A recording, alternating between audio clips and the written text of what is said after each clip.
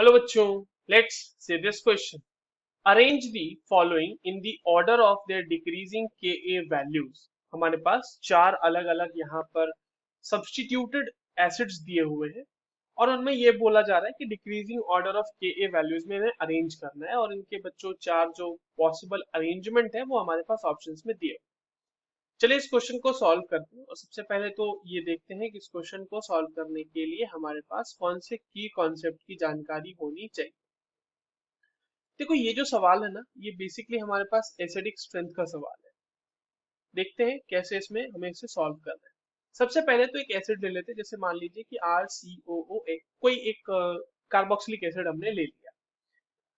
अब ये जब डिसोसिएट करेगा तो ये बनाएगा कार्बोक्सिलेट आयन RCOO माइनस, साथ में बनाएगा H प्लस, राइट। अब समझना, ये जो है आपका, ये हो गया आपका कॉन्जुगेट बेस। ठीक है, ये आपके पास एसिड का कॉन्जुगेट बेस हो गया। अब अगर के ए वैल्यू लिखी जाए यहाँ पे, क्योंकि के ए की वैल्यू हमें निकालनी है इसलिए हमें इसे रिलेशन समझना जरूरी है। तो के ए की वैल्यू क्या हो जाएगी बच्चों, यहाँ पे RCOO माइनस यानी कार्बोक्सिलेट आयन का concentration into concentration of H plus divided by concentration of RCOOH, ये हो जाएगा इसके के ए की वैल्यू। अब आप यहाँ पर देख पा रहे हैं कि के ए की जो वैल्यू है वो डायरेक्टली प्रोपोर्शनल है H प्लस के कंसेंट्रेशन के, या फिर आप इसको इस तरह से भी समझ सकते हैं कि डायरेक्टली प्रोपोर्शनल हो गया आपके एसिडिक स्ट्रेंथ के। जितना ज्यादा एसिडिक स्ट्रेंथ होगा बच्चों उतनी ही तो H प्लस की क्वांटिटी मिलेगी और उसी के बेसिस पे के ए की वैल्यू ज्यादा होगी, तो यानी ज्यादा एसिडिक स्ट्रेंथ मतलब ज्यादा के ए की वैल्यू। और एसिडिक स्ट्रेंथ आप कैसे जज कर सकते हैं, तो वो जज कर सकते हैं हम स्टेबिलिटी ऑफ कॉन्जुगेट बेस के ऊपर।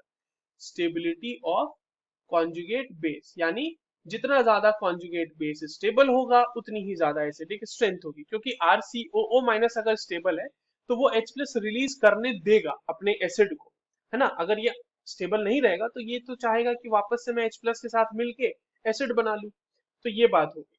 तो अब हमें यहाँ पर वही देखना है सबसे पहले कि देखो हमारे पास यहाँ पे कार्बोक्सिलिक एसिड में जो अलग अलग सब्स्टिट्यूशंस हैं, यहाँ पे हमें देखना होगा माइनस आई इफेक्ट। ठीक है, जो कि एक इलेक्ट्रॉन विड्रॉइंग ग्रुप की इलेक्ट्रॉन विड्रॉइंग ग्रुप होता है।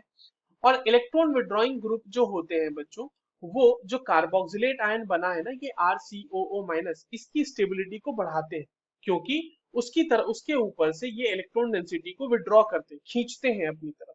तो अगर कार्बोक्सिलेट के ऊपर से आपने इलेक्ट्रॉन डेंसिटी कम कर दी तो आपने उसकी स्टेबिलिटी इंक्रीज कर दी है। ठीक है, तो माइनस आई इफेक्ट हमें देखना है। अब माइनस आई इफेक्ट देखते वक्त हमें एक चीज का ध्यान देखना है कि हम सबसे पहले ये देखते हैं कि उसमें डिस्टेंस क्या है ग्रुप का। उसके बाद हम देखते हैं कि नंबर्स कितने हैं अगर डिस्टेंस सेम है।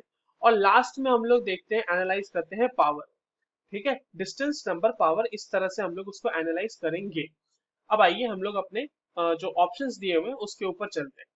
तो हमारे पास जो पहला है बच्चों, वहां पर देखो इस तरह से आपके पास CH2 है और COOH है, यहाँ पर लगा हुआ है फ्लोरीन, ये हो गया आपका फर्स्ट। सेकेंड हमारा क्या है, सेम ही चीज है, वहां पर बस दो लगे हुए हैं क्लोरीन।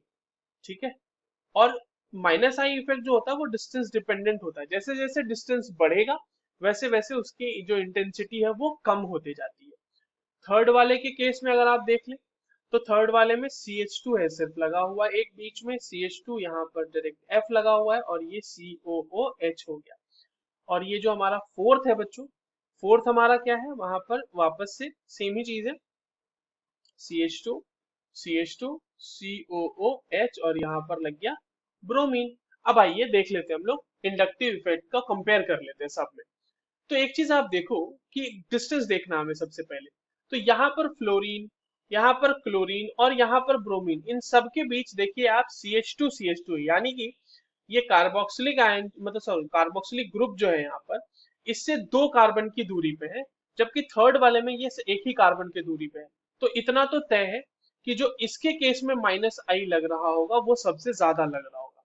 तो क्योंकि इसमें माइनस आई इफेक्ट सबसे ज्यादा लग रहा होगा, मैंने जो यहाँ पे स्टेबिलिटी ऑफ कॉन्जुगेट बेस लिखा, इसे हम लोग डायरेक्टली इस तरह से भी लिख सकते हैं माइनस आई इफेक्ट अभी के लिए हम, कि जितना ज्यादा मेरा माइनस आई इफेक्ट होगा उतनी ज्यादा स्टेबिलिटी होगी कॉन्जुगेट बेस की, उतनी ही ज्यादा एसिडिक स्ट्रेंथ और उतनी ही ज्यादा के ए की वैल्यू। तो माइनस आई तो सबसे ज्यादा लग रहा होगा 3 में, तो हमने 3 को सबसे पहले लिख लिया। एसिडिक स्ट्रेंथ तो भैया सबसे ज्यादा इसी का होने वाला है। ठीक है, उसके बाद देखते हैं। अब देखिए सब में डिस्टेंस सेम है ना, CH2 CH2 CH2 सबके बीच में लगा हुआ है। तो अब हमें देखना है नंबर। तो आप देखो फ्लोरीन एक है, ब्रोमीन एक है, जबकि हमारे पास क्लोरीन दो है। तो इसकी इंटेंसिटी ज्यादा होगी। तो इसका मतलब इसके केस में जो स्टेबिलिटी बढ़ी होगी कॉन्जुगेट बेस की, वो बाकी दोनों यानी फर्स्ट और फोर्थ से ज्यादा होगी। तो इसके बाद आ जाएगा टू हमारा, थर्ड के बाद। उसके बाद फोर्थ और फर्स्ट में देखो डिस्टेंस भी सेम हो गया, नंबर भी सेम हो गया। अब हमें पावर लगाना है। तो फ्लोरीन जो है वो क्योंकि ज्यादा इलेक्ट्रोनेगेटिव है, तो वो इलेक्ट्रॉन को ज्यादा इफेक्टिवली अपनी तरफ पुल करेगा। तो ये आप यहाँ पर हो जाएगा वन, और उसके बाद लास्ट में आ जाएगा हमारे पास फोर। तो ये हमारे पास जो है बच्चों किस चीज का हो गया ऑर्डर, ये हो जाएगा एसिडिक स्ट्रेंथ का। और ये हमने लगाया -I इफेक्ट की बेसिस पे। और क्योंकि एसिडिक स्ट्रेंथ का ऑर्डर ये है, तो Ka वैल्यू भी इसी ऑर्डर में हमारे पास अरेंज रहेगा। सबसे ज्यादा Ka की वैल्यू हो जाएगी थर्ड के लिए। तो थर्ड की Ka की वैल्यू सबसे ज्यादा, उसके बाद आ रही है सेकंड, फिर फर्स्ट, और उसके बाद फोर्थ। और डिक्रीजिंग ऑर्डर में लगाना था, मैंने यहाँ पर इंक्रीजिंग ऑर्डर में लिख दिया है। इसको ठीक उल्टा कर लेंगे तो इसको इस तरह से लिख लेंगे बच्चों, थर्ड, उसके बाद सेकंड, उसके बाद फर्स्ट, और उसके बाद फोर्थ, है ना। ये ऑर्डर आ जाएगा हमारा। तो this is given in the option number one, that is the correct answer. I hope you understood this well. All the very best.